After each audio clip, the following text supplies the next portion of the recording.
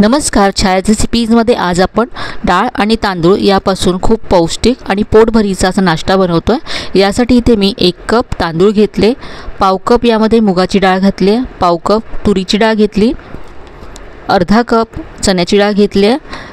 बाकीच्या डाळी आपल्याला पाव कप घ्यायची आहेत आणि चण्याची डाळ अर्धा कप घ्यायची आहे। पाव कप उडदाची डाळ घेतली। तर इथे तांदूळ तुम्ही कोणतेही घेऊ शकता, जो तुम्ही घरी भात बनवण्यासाठी तांदूळ वापरता ते घ्यायचे आहेत। अर्धा चमचा यामध्ये मेथीचे दाणे घालायचे आहेत, यामुळे चवसुद्धा छान येईल, त्याबरोबर फर्मेंटेशनसुद्धा चांगलं होईल। आता यामध्ये भरपूर पाणी घालायचं आहे। डाळ आणि तांदूळ आपल्याला 2 वेळा स्वच्छ धुवून घ्यायचं आहे। यानंतर यातलं पाणी काढून टाकायचं आहे आणि पुन्हा पाणी घालून हे आपल्याला 4 ते 5 तासासाठी भिजत ठेवायचं। तर हे मी भिजत ठेवून देते। तर इथे आता 5 तास झालेत आणि डाळ तांदूळ छान भिजलं गेलं आहे।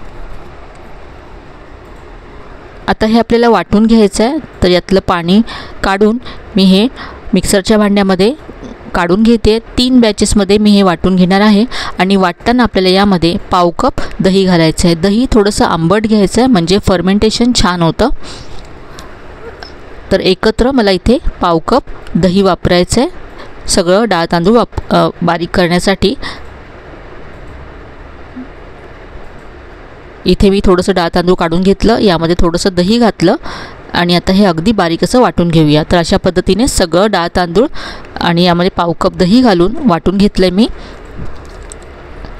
आता हे आपल्याला फर्मेंट करण्यासाठी रात्रभर किंवा 8 ते 10 तास झाकून ठेवायचं आहे। त्याआधी हे आपल्याला असं हाताने फेटून घ्यायचं आहे, यामुळे छान पीठ हलकं होतं। 3 ते 4 मिनटं मी हे फेटून घेतलं आहे।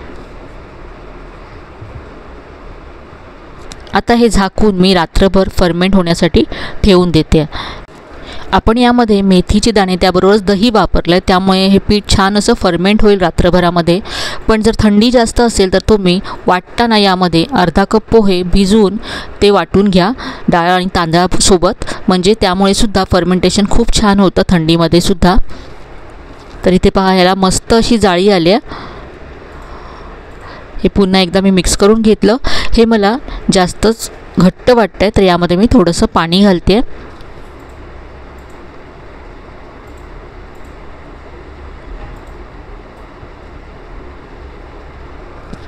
जास्त पातळ करायचं नाही आहे आपल्याला हे। तर हे पाहू शकता, असं हवं आहे आपल्याला। आता इथे मी यातलं 3 चमचे पीठ काढून घेते एका बाउलमध्ये। तर आज आपण हांडवं बनवतोय, खूपच पौष्टिक अशी नाश्त्याची रेसिपी आहे। इथे मी आता 1 हांडवं बनवण्यासाठी 3 चमचे पीठ काढून घेतले बाउलमध्ये आणि उरलेल्याचं मी नंतर बनवणार आहे। आता यामध्ये भाज्या घालायच्या, बारीक चिरलेला कोबी घातला, किसलेलं गाजर घातलं, यानंतर आलं आणि बारीक चिरलेली हिरवी मिरची घातली आहे। आलं आणि हिरवी मिरचीची पेस्टसुद्धा तुम्ही घालू शकता। भरपूर कोथिंबीर घातली, याबरोबरच इथे तुम्ही किसलेला दुधीसुद्धा घालू शकता। पारंपरिक हांडवमध्ये दुधी घालतात, इथे मी आज वापरलेला नाही आहे। पाव चमचा आता यामध्ये हिंग घालायचं आहे, चवीप्रमाणे मीठ घालायचं आहे, पाव चमचा हळद घातली आहे, यानंतर 1 चमचा तेल घातलं आहे। सगळं मिक्स करूया। भाज्या घातल्यानंतर हे मला थोडंसं घट्ट वाटतं, तर इथे मी आणखी 2 चमचे यामध्ये पाणी घालते।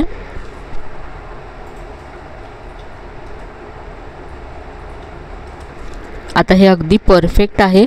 इथे आता गॅसवरती मी एक नॉनस्टिक कढई गरम करत ठेवली आहे, यामध्ये 2 चमचे तेल घालायचे। तेल असं सगळीकडे पसरवून घालायचं।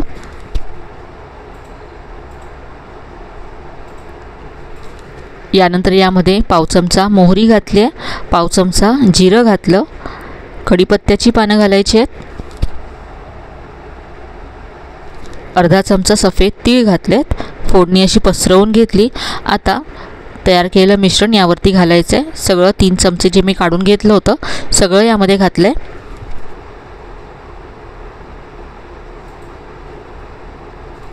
पसरवून घ्यायचं आहे।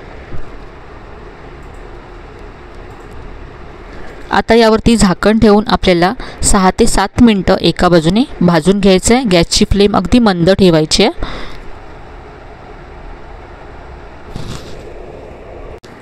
तर इथे आता 7 मिनटं झाले आहेत.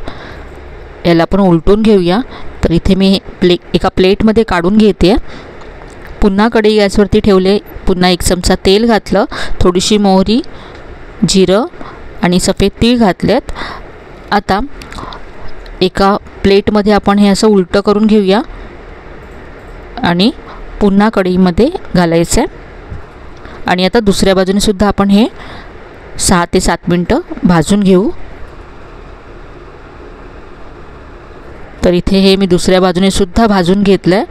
दोन्ही बाजूने खरपूस असं भाजलं गेलं आहे आणि अगदी मंद फ्लेमवरती आपण हे भाजलं, त्यामुळे अगदी आतपर्यंत ते भाजलं जातं. हांडवं आपण काढून घेऊया. यामध्ये भरपूर डाळी आहेत, त्याबरोबर भाज्यासुद्धा आहेत आणि यामध्ये इनो, सोडा असंच काहीच वापरलेलं नाही आहे. आपण फर्मेंट केल्यामुळे खूप पौष्टिक अशी ही रेसिपी तयार होते. दुसऱ्या बाजूने पहा, दोन्ही बाजूने छान हे भाजलं गेलं आहे.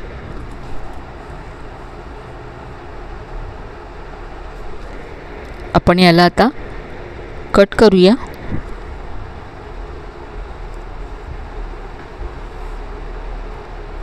मुलांसाठी, टिफिनसाठी किंवा नाश्त्यासाठी तुम्ही बनवू शकता.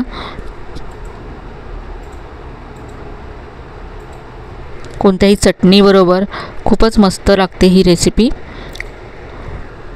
तर पाहू शकता आतपर्यंत अगदी छान असं हे भाजलं गेलं आहे.